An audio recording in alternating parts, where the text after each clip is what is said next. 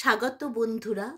মিনুর গপ্পসপ্পর আসরে আজ শোনাব রবীন্দ্রনাথ ঠাকুরের গল্পগুচ্ছের গল্প জয় পরাজয়। রাজকন্যার নাম অপরাজিতা। উদয়নারায়ণের সভাকবি শেখর তাহাকে কখনো চক্ষেও দেখেন নাই, কিন্তু যেদিন কোনো নতুন কাব্য রচনা করিয়া সভাতলে বসিয়া রাজাকে শুনাইতেন, সেদিন কণ্ঠস্বর ঠিক এতটা উচ্চ করিয়া পড়িতেন যাহাতে তাহা সেই সমুচ্চ গৃহের উপরিতলের বাতায়নবর্তিনী অদৃশ্য শ্রোতৃগণের কর্ণপথে প্রবেশ করিতে পারে, যেন তিনি কোনো এক অগম্য নক্ষত্র লোকের উদ্দেশ্যে আপনার সঙ্গীতোচ্ছ্বাস প্রেরণ করিতেন, যেখানে জ্যোতিষ্ক মণ্ডলীর মধ্যে তাহার জীবনের একটি অপরিচিত শুভগ্রহ অদৃশ্য মহিমায় বিরাজ করিতেছেন। কখনো ছায়ার মতন দেখিতে পাইতেন, কখনো নূপুর সিঞ্জনের মতন শোনা যাইত। বসিয়া বসিয়া মনে মনে ভাবিতেন, সে কেমন দুইখানি চরণ, যাহাতে সেই সোনার নূপুর বাধা থাকিয়া তালে তালে গান গাহিতেছে। সেই দুইখানি রক্তিম শুভ্র কোমল চরণতল প্রতি পদক্ষেপে কি সৌভাগ্য, কি অনুগ্রহ, কি করুণার মতো করিয়া পৃথিবীকে স্পর্শ করে। মনের মধ্যে সেই চরণ দুটি প্রতিষ্ঠা করিয়া কবি অবসরকালে সেইখানে আসিয়া লুটাইয়া পড়িত এবং সেই নূপুর সিঞ্জনের সুরে আপনার গান বাঁধিত। কিন্তু যে ছায়া দেখিয়াছিল, যে নূপুর শুনিয়াছিল, সে কাহার ছায়া, কাহার নূপুর, এমন তর্ক, এমন সংশয় তাহার ভক্ত হৃদয়ে কখনো উদয় হয় নাই। রাজকন্যার দাসী মঞ্জুরি যখন ঘাটে যাইত, শেখরের ঘরের সম্মুখ দিয়া তাহার পথ ছিল। আসিতে যাইতে কবির সঙ্গে তাহার দুটা কথা না হইয়া যাইত না। তেমন নির্জন দেখিলে সে সকালে সন্ধ্যায় শেখরের ঘরের মধ্যে গিয়াও বসিত। যতবার সে ঘাটে যাইত, ততবার যে তাহার আবশ্যক ছিল এমনও বোধ হইত না।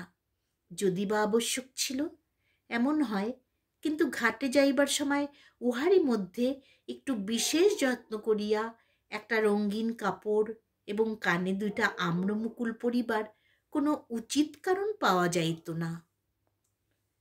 লোকে হাসাহাসি কানাকানি করিত, লোকের কোনো অপরাধ ছিল না।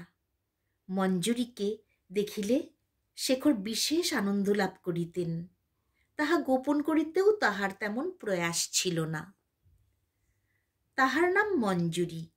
বিবেচনা করিয়া দেখিলে সাধারণ লোকের পক্ষে সেই নামই যথেষ্ট ছিল, কিন্তু শেখর আবার আরও একটু কবিত্ব করিয়া তাহাকে বসন্ত মঞ্জুরি বলিতেন। লোকে শুনিয়া বলিত, সর্বনাশ। আবার কবির বসন্ত বর্ণনার মধ্যে মঞ্জুলো বঞ্জুলো মঞ্জুরি এমনতার অনুপ্রাসও মাঝে মাঝে পাওয়া যাইত। এমনকি জনরব রাজার কানেও উঠিয়াছিল। রাজা তাহার কবির এইরূপ রসাধিক্যের পরিচয় পাইয়া বড়ই আমোদ বোধ করিতেন, তাহা লইয়া কৌতুকও করিতেন। শেখরও তাহাতে যোগ দিতেন। রাজা হাসিয়া প্রশ্ন করিতেন, ভ্রমর কি কেবল বসন্তের রাজসভায় গান গায়? কবি উত্তর দিতেন, না, পুষ্পমঞ্জুরির মধুও খাইয়া থাকে। এমনি করিয়া সকলেই হাসিত, আমোদ করিত। বোধ করি অন্তঃপুরে রাজকন্যা অপরাজিতাও মঞ্জুরিকে লইয়া মাঝে মাঝে উপহাস করিয়া থাকিবেন। মঞ্জুরি তাহাতে অসন্তুষ্ট হইত না। এমনি করিয়া সত্যে মিথ্যায় মিশাইয়া মানুষের জীবন একরকম করিয়া কাটিয়া যায়। খানিকটা বিধাতা গড়েন, খানিকটা আপনি গড়ে, খানিকটা পাঁচজনে গড়িয়া দেয়। জীবনটা একটা পাঁচমিশালি রকমের জোড়া তারা, প্রকৃত এবং অপ্রকৃত, কাল্পনিক এবং বাস্তবিক। কেবল কবি যে গানগুলি গাহিতেন তাহাই সত্য এবং সম্পূর্ণ। গানের বিষয় সেই রাধা এবং কৃষ্ণ, সেই চিরন্তন নর এবং চিরন্তন নারী, সেই অনাদি দুঃখ এবং সেই অনন্ত সুখ। সেই গানেই তাহার যথার্থ নিজের কথা ছিল, এবং সেই গানের যথার্থ অমরাপুরের রাজা হইতে দীনদুঃখী প্রজা সকলেই আপনার হৃদয়ে হৃদয়ে পরীক্ষা করিয়াছিল। তাহার গান সকলেরই মুখে। জ্যোৎস্না উঠিলেই, একটু দক্ষিণা বাতাসের আভাস দিলেই অমনি দেশের চতুর্দিকে কত কানন, কত পথ, কত নৌকা, কত বাতায়ন, কত প্রাঙ্গণ হইতে তাহার রচিত গান উচ্ছ্বসিত হইয়া উঠিত। তাহার খ্যাতির আর সীমা ছিল না। এইভাবে অনেক দিন কাটিয়া গেল। কবি কবিতা লিখিতেন, রাজা শুনিতেন, রাজসভার লোক বাহবা দিত, মঞ্জরি ঘাটে আসিত, এবং অন্তঃপুরের বাতায়ন হইতে কখনো কখনো একটা ছায়া পড়িত, কখনো কখনো একটা নূপুর শোনা যাইত। এমন সময়ে দাক্ষিণাত্য হইতে এক দিগ্বিজয়ী কবি শার্দুল বিক্রীড়িত ছন্দে রাজার স্তবগান করিয়া রাজসভায় আসিয়া দাঁড়াইলেন। তিনি স্বদেশ হইতে বাহির হইয়া পথিমধ্যে সমস্ত রাজকবিদিগকে পরাস্ত করিয়া অবশেষে অমরাপুরে আসিয়া উপস্থিত হইয়াছেন। রাজা পরম সমাদরের সহিত কহিলেন, এহি এহি। কবি পুণ্ডরীক দম্ভবরে কহিলেন, যুদ্ধং দেহি। রাজার মান রাখিতে হইবে, যুদ্ধ দিতে হইবে, কিন্তু কাব্যযুদ্ধ যে কিরূপ হইতে পারে শেখরের সে সম্বন্ধে ভালোরূপ ধারণা ছিল না। তিনি অত্যন্ত চিন্তিত ও শঙ্কিত হইয়া উঠিলেন। রাত্রে নিদ্রা হইল না। যশস্বী পুণ্ডরীকের দীর্ঘ বলিষ্ঠ দেহ, সুতীক্ষ্ণ বক্র নাসা এবং দর্পোদ্ধত উন্নত মস্তক দিগ্বিদিকে অঙ্কিত দেখিতে লাগিলেন। প্রাতঃকালে কম্পিত হৃদয় কবি রণক্ষেত্রে আসিয়া প্রবেশ করিলেন। প্রত্যুষ হইতে সভাতল লোকে পরিপূর্ণ হইয়া গেছে। কলরবের সীমা নাই। নগরে আর সমস্ত কাজকর্ম একেবারে বন্ধ। কবি শেখর বহু কষ্টে মুখে সহাস্য প্রফুল্লতার আয়োজন করিয়া প্রতিদ্বন্দ্বী কবি পুণ্ডরীককে নমস্কার করিলেন। পুণ্ডরীক প্রচণ্ড অবহেলাভরে নিতান্ত ইঙ্গিত মাত্রে নমস্কার ফিরাইয়া দিলেন এবং নিজের অনুবর্তী ভক্তবৃন্দের দিকে চাহিয়া হাসিলেন। শেখর একবার অন্তঃপুরের বাতায়নের দিকে কটাক্ষ নিক্ষেপ করিলেন। বুঝিতে পারিলেন সেখান হইতে আজ শত শত কৌতূহলপূর্ণ কৃষ্ণ তারকার ব্যগ্র দৃষ্টি এই জনতার উপরে অজস্র নিপতিত হইতেছে। একবার একাগ্রভাবে চিত্তকে সেই ঊর্ধ্বলোকে উৎক্ষিপ্ত করিয়া আপনার জয়লক্ষ্মীকে বন্দনা করিয়া আসিলেন। মনে মনে কহিলেন, আমার যদি আজ জয় হয়, তবে হে দেবী, হে অপরাজিতা, তাহাতে তোমারই নামের সার্থকতা হইবে। তুরি ভেরি বাজিয়া উঠিল। জয়ধ্বনি করিয়া সমাগত সকলে উঠিয়া দাঁড়াইল। শুক্লবসন রাজা উদয়নারায়ণ শরৎ প্রভাতের শুভ্র মেঘরাশির ন্যায় ধীর গমনে সভায় প্রবেশ করিলেন এবং সিংহাসনে উঠিয়া বসিলেন। পুণ্ডরীক উঠিয়া সিংহাসনের সম্মুখে আসিয়া দাঁড়াইলেন। বৃহৎ সভা স্তব্ধ হইয়া গেল। বক্ষ বিস্ফারিত করিয়া গ্রীবা ঈষৎ ঊর্ধ্বে হেলাইয়া বিরাট মূর্তি পুণ্ডরীক গম্ভীর স্বরে উদয়নারায়ণের স্তব পাঠ করিতে আরম্ভ করিলেন। কণ্ঠস্বর ঘরে ধরে না। বৃহৎ সভাগৃহের চারিদিকের ভিত্তিতে, স্তম্ভে, ছাদে সমুদ্রের তরঙ্গের মতো গম্ভীর মন্দ্রে আঘাত প্রতিঘাত করিতে লাগিল এবং কেবল সেই ধ্বনির বেগে সমস্ত জনমণ্ডলের বক্ষ কবাট থরথর করিয়া স্পন্দিত হইয়া উঠিল। কত কৌশল, কত কারুকার্য, উদয়নারায়ণ নামের কতরূপ ব্যাখ্যা, রাজার নামাক্ষরের কত দিক হইতে কত প্রকার বিন্যাস, কত ছন্দ, কত যমক। পুণ্ডরীক যখন শেষ করিয়া বসিলেন, কিছুক্ষণের জন্য নিস্তব্ধ সভাগৃহ তাহার কণ্ঠের প্রতিধ্বনি ও সহস্র হৃদয়ের নির্বাক বিস্ময় রাশিতে গমগম করিতে লাগিল। বহু দূর দেশ হইতে আগত পণ্ডিতগণ দক্ষিণ হস্ত তুলিয়া উচ্ছ্বসিত স্বরে সাধু সাধু করিয়া উঠিলেন। তখন সিংহাসন হইতে রাজা একবার শেখরের মুখের দিকে চাহিলেন। শেখরও ভক্তি, প্রণয়, অভিমান এবং এক প্রকার সকরুণ সংকোচপূর্ণ দৃষ্টি রাজার দিকে প্রেরণ করিল এবং ধীরে ধীরে উঠিয়া দাঁড়াইল। রাম যখন লোকরঞ্জনার্থে দ্বিতীয়বার অগ্নি পরীক্ষা করিতে চাহিয়াছিলেন, তখন সীতা যেন এইরূপভাবে চাহিয়া এমনই করিয়া তাহার স্বামীর সিংহাসনের সম্মুখে দাঁড়াইয়াছিলেন। কবির দৃষ্টি নীরবেকে রাজাকে জানাইল, আমি তোমারই, তুমি যদি বিশ্ব সমক্ষে আমাকে দাঁড় করাইয়া পরীক্ষা করিতে চাও তো করো। কিন্তু তাহার পরে নয়ন নত করিলেন। পুণ্ডরীক সিংহের মতো দাঁড়াইয়াছিল, শেখর চারিদিকে বেষ্টিত হরিণের মতো দাঁড়াইল। তরুণ যুবক, রমণীর ন্যায় লজ্জা এবং স্নেহকোমল মুখ, পাণ্ডুবর্ণ কপোল, শরীরাংশ নিতান্ত স্বল্প। দেখিলে মনে হয় ভাবের স্পর্শমাত্রেই সমস্ত দেহ যেন বীণার তারের মতো কাঁপিয়া বাজিয়া উঠিবে। শেখর মুখ না তুলিয়া প্রথমে অতি মৃদুস্বরে আরম্ভ করিলেন। প্রথম একটা শ্লোক বোধহয় কেহ ভালো করিয়া শুনিতে পাইল না। তাহার পরে ক্রমে ক্রমে মুখ তুলিলেন। যেখানে দৃষ্টি নিক্ষেপ করিলেন সেখান হইতে যেন সমস্ত জনতা এবং রাজসভার প্রাসান প্রাচীর বিগলিত হইয়া বহু দূরবর্তী অতীতের মধ্যে বিলুপ্ত হইয়া গেল।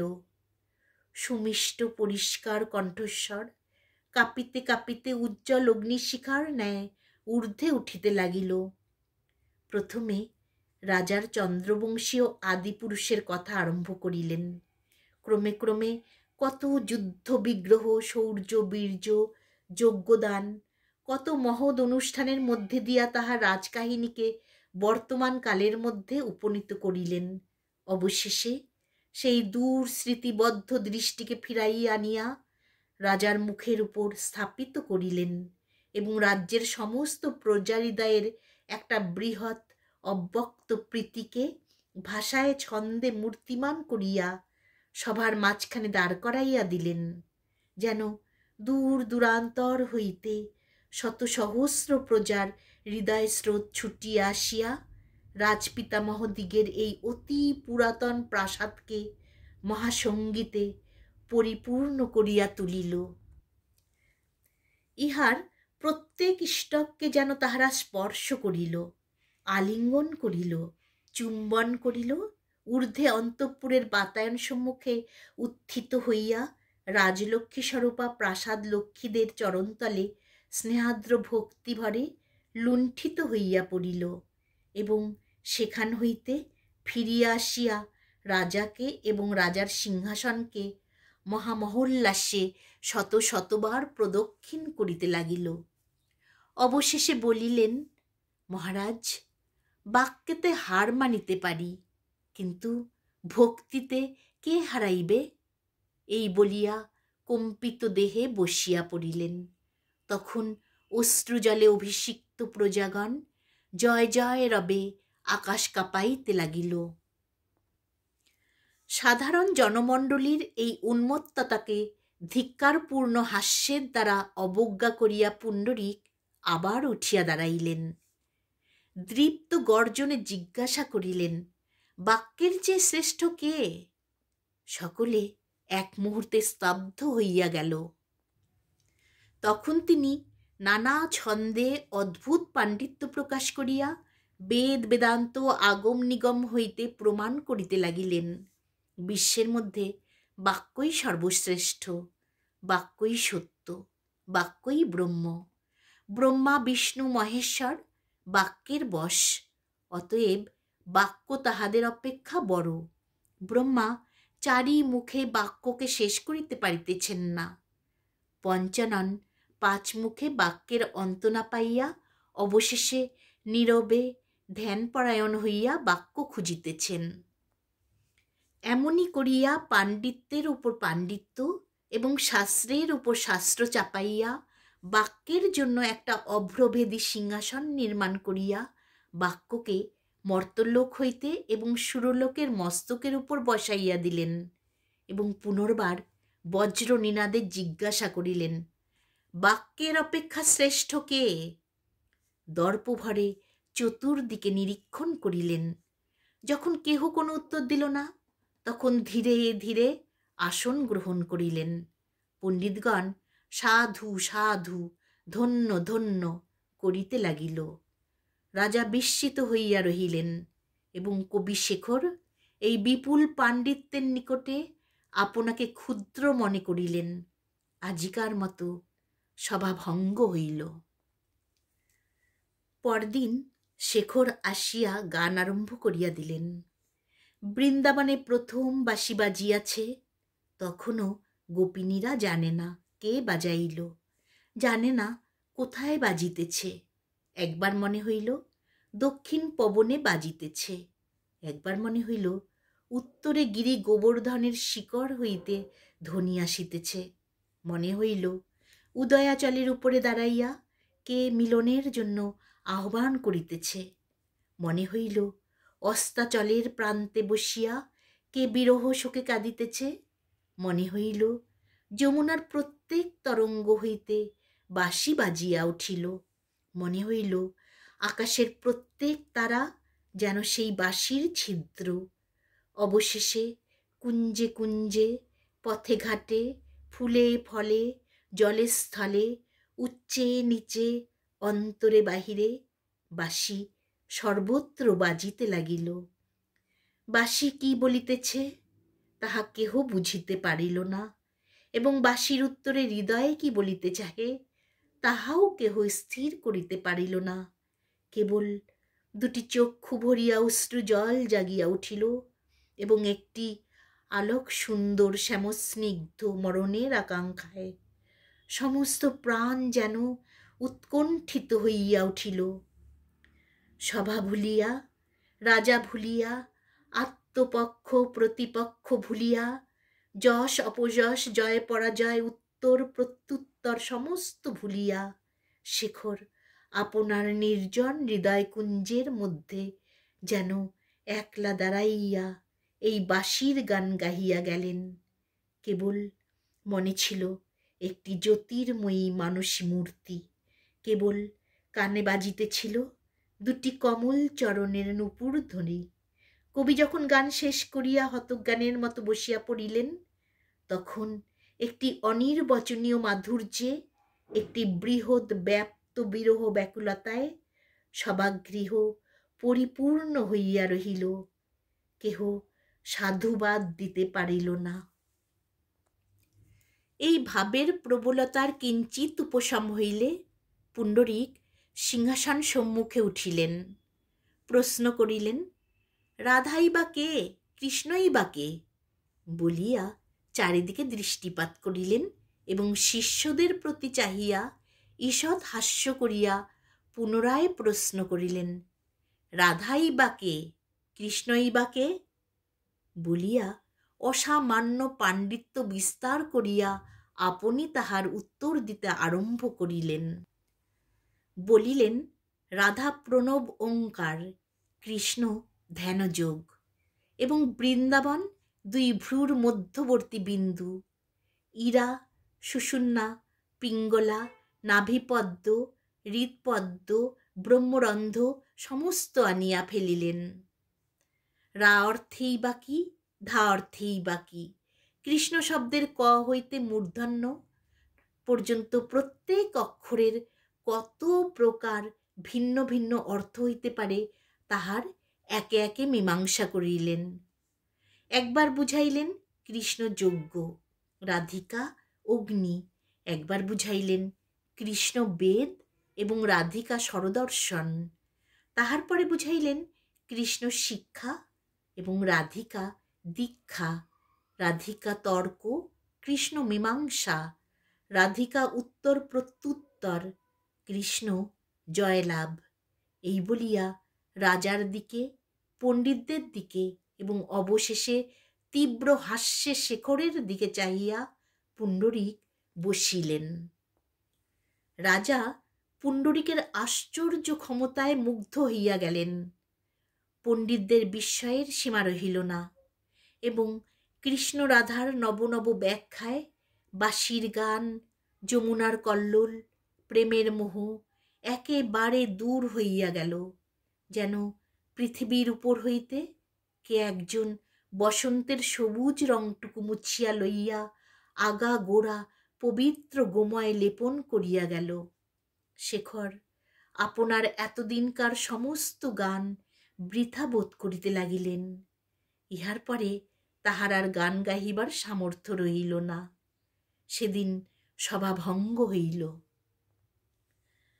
পরদিন পুণ্ডরীক ব্যস্ত এবং সমস্ত দ্বিব্যস্ত এবং দ্বিসমস্তক, বৃত্ত, তার্ক, সৌত্র, চক্র, পদ্ম, কাকপদ, অদ্যুত্তর, মধ্যোত্তর, অন্তোত্তর, বাক্যোত্তর, শ্লোকোত্তর, বচনগুপ্ত, মাত্রাচ্যুতক, চ্যুতদত্তাক্ষর, অর্থগূঢ়, স্তুতি নিন্দা, অপন্নতি, শুদ্ধ অপভ্রংশ শাব্দী, কালসার, প্রহেলিকা প্রভৃতি অদ্ভুত শব্দচাতুরী দেখাইয়া দিলেন। শুনিয়া সভাশুদ্ধ লোক বিস্ময় রাখিতে স্থান পাইল না। শেখর যে সকল পদ রচনা করিতেন তাহা নিতান্ত সরল। তাহা সুখে দুঃখে উৎসবে আনন্দে সর্বসাধারণে ব্যবহার করিত। আজ তাহারা স্পষ্ট বুঝিতে পারিল তাহাতে কোনো গুণপানা নাই, যেন তাহা ইচ্ছা করিলেই তাহারাও রচনা করিতে পারিত। কেবল অনভ্যাস, অনিচ্ছা, অনবসর ইত্যাদি কারণেই পারে না।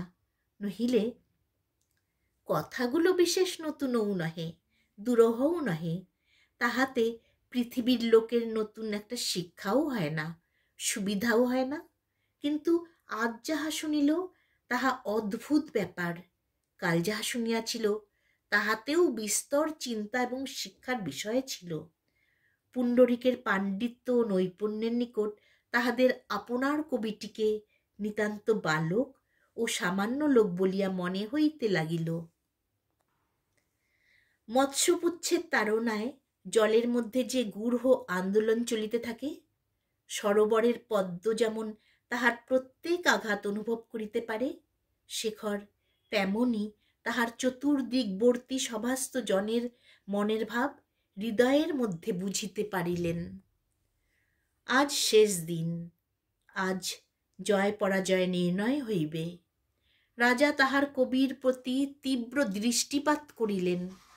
তাহার অর্থ এই, আজ নিরুত্তর হইয়া থাকিলে চলিবে না, তোমার যথাসাধ্য চেষ্টা করিতে হইবে। শেখর শ্রান্তভাবে উঠিয়া দাঁড়াইলেন। কেবল এই কটি কথা বলিলেন, বীণাপাণি, শ্বেতভুজা, তুমি যদি তোমার কমলবন শূন্য করিয়া আজ মল্লভূমিতে আসিয়া দাঁড়াইলে, তবে তোমার চরণাসক্ত যে ভক্তগণ অমৃত পিপাসী, তাহাদের কি গতি হইবে? মুখ ঈষৎ উপরে তুলিয়া করুণ স্বরে বলিলেন, যেন শ্বেতভুজা বীণাপাণি নতনয়নে রাজান্তপুরে জালায়ন সম্মুখে দাঁড়াইয়া আছেন। তখন পুণ্ডরীক সশব্দে হাস্য করিলেন এবং শেখর শব্দের শেষ দুই অক্ষর গ্রহণ করিয়া অনর্গল শ্লোক রচনা করিয়া গেলেন। বলিলেন, পদ্মবনের সহিত খড়ের কি সম্পর্ক এবং সঙ্গীতের বিস্তর চর্চা সত্ত্বেও উক্ত প্রাণী কিরূপ ফললাভ করিয়াছে, আর সরস্বতীর অধিষ্ঠান্ত পুণ্ডরীকেই মহারাজের অধিকারে তিনি কি অপরাধ করিয়াছিলেন যে এদেশে তাহাকে খড়বাহন করিয়া অপমান করা হইতেছে। পণ্ডিতেরা এই প্রত্যুত্তরে উচ্চস্বরে হাসিতে লাগিলেন। সভাসদেরাও তাহাতে যোগ দিল। তাহাদের দেখা দেখি সভাশুদ্ধ সমস্ত লোক যাহারা বুঝিল এবং না বুঝিল, সকলেই হাসিতে লাগিল। ইহার উপযুক্ত প্রত্যুত্তরের প্রত্যাশায় রাজা তাহার কবিসখাকে বার বার অঙ্কুশের ন্যায় তীক্ষ্ণ দৃষ্টির দ্বারা তাড়না করিতে লাগিলেন, কিন্তু শেখর তাহার প্রতি কিছু মাত্র মনোযোগ না করিয়া অটলভাবে বসিয়া রহিলেন। তখন রাজা শেখরের প্রতি মনে মনে অত্যন্ত রুষ্ট হইয়া সিংহাসন হইতে নামিয়া আসিলেন এবং নিজের কণ্ঠ হইতে মুক্তার মালা খুলিয়া পুণ্ডরীকের গলায় পরাইয়া দিলেন। সভাস্থ সকলেই ধন্য ধন্য করিতে লাগিল। অন্তঃপুর হইতে এককালে অনেকগুলি বলয় কঙ্কণ নূপুরের শব্দ শোনা গেল।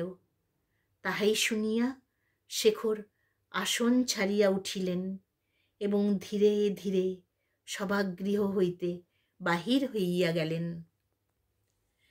কৃষ্ণ চতুর্দশীর রাত্রি, ঘন অন্ধকার, ফুলের গন্ধ বহিয়া দক্ষিণের বাতাস উদার বিশ্ববন্ধুর ন্যায় মুক্ত বাতায়ন দিয়া নগরের ঘরে ঘরে প্রবেশ করিতেছে। ঘরের কাষ্ঠমঞ্চ হইতে শেখর আপনার পুঁথিগুলি পাড়িয়া সম্মুখে স্তূপাকার করিয়া রাখিয়াছেন। তাহার মধ্য হইতে বাছিয়া বাছিয়া নিজের রচিত গ্রন্থগুলি পৃথক করিয়া রাখিলেন।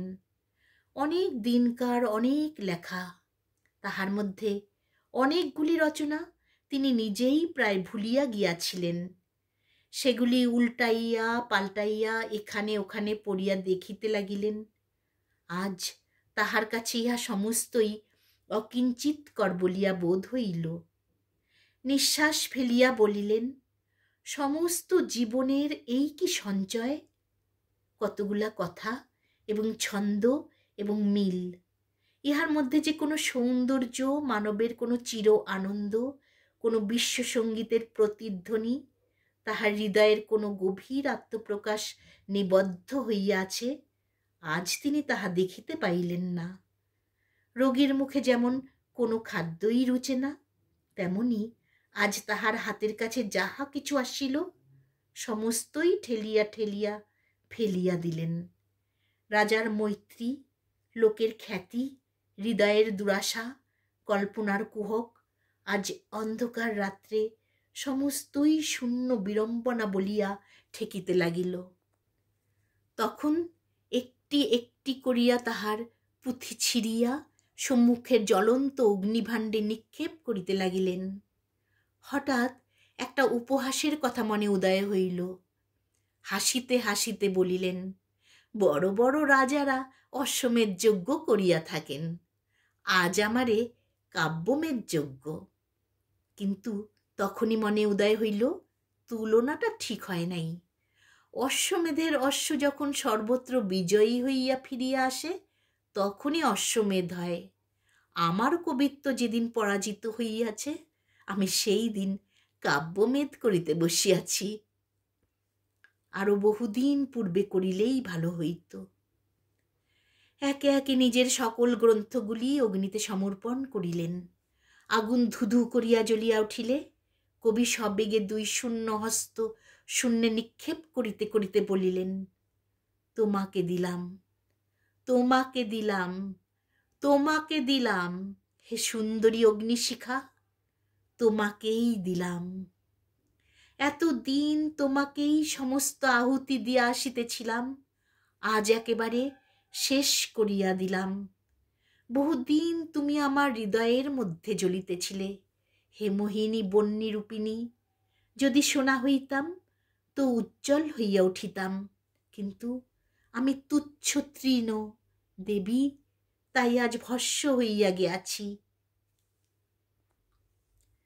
রাত্রি অনেক হইল। শেখর তাহার ঘরের সমস্ত বাতায়ন খুলিয়া দিলেন। তিনি যে যে ফুল ভালোবাসিতেন সন্ধ্যাবেলা বাগান হইতে সংগ্রহ করিয়া আনিয়াছিলেন, সবগুলি সাদা ফুল, জুই, বেল এবং গন্ধরাজ। তাহারই মুঠা মুঠা লইয়া নির্মল বিছানার উপর ছড়াইয়া দিলেন। ঘরের চারিদিকে প্রদীপ জ্বালাইলেন। তাহার পর মধুর সঙ্গে একটা উদ্ভিদের বিষরস মিশাইয়া নিশ্চিন্ত মুখে পান করিলেন এবং ধীরে ধীরে আপনার শয্যায় গিয়া শয়ন করিলেন। শরীর অবশ এবং নেত্রমুদ্রিত হইয়া আসিল। নূপুর বাজিল। দক্ষিণের বাতাসের সঙ্গে কেশগুচ্ছের একটা সুগন্ধ ঘরে প্রবেশ করিল।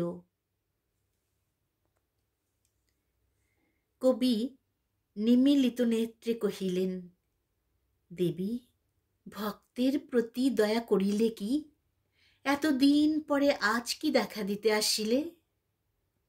একটি সুমধুর কণ্ঠে উত্তর শুনিলেন, কবি, আসিয়াছি।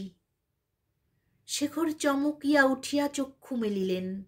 দেখিলেন শয্যার সম্মুখে এক অপরূপ রমণী মূর্তি। মৃত্যু সমাচ্ছন্ন বাষ্পাকুল নেত্রে স্পষ্ট করিয়া দেখিতে পাইলেন না। মনে হইল তাহার হৃদয়ের সেই ছায়াময়ী প্রতিমা অন্তর হইতে বাহির হইয়া মৃত্যুকালে তাহার মুখের দিকে স্থির নেত্রে চাহিয়া আছে। রমণী কহিলেন, আমি রাজকন্যা অপরাজিতা। কবি প্রাণপণে উঠিয়া বসিলেন। রাজকন্যা কহিলেন, রাজা তোমার সুবিচার করেন নাই, তোমারই জয় হইয়াছে। কবি, তাই আমি আজ তোমাকে জয়মাল্য দিতে আসিয়াছি।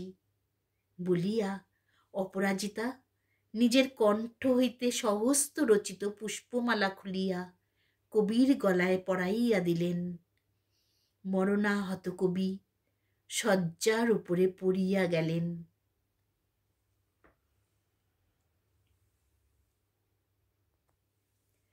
মিনুর গপ্পসপ্পর আসর এখানেই শেষ হলো। গল্পটি কেমন লাগলো বন্ধুরা? ভালো থেকো। বাই।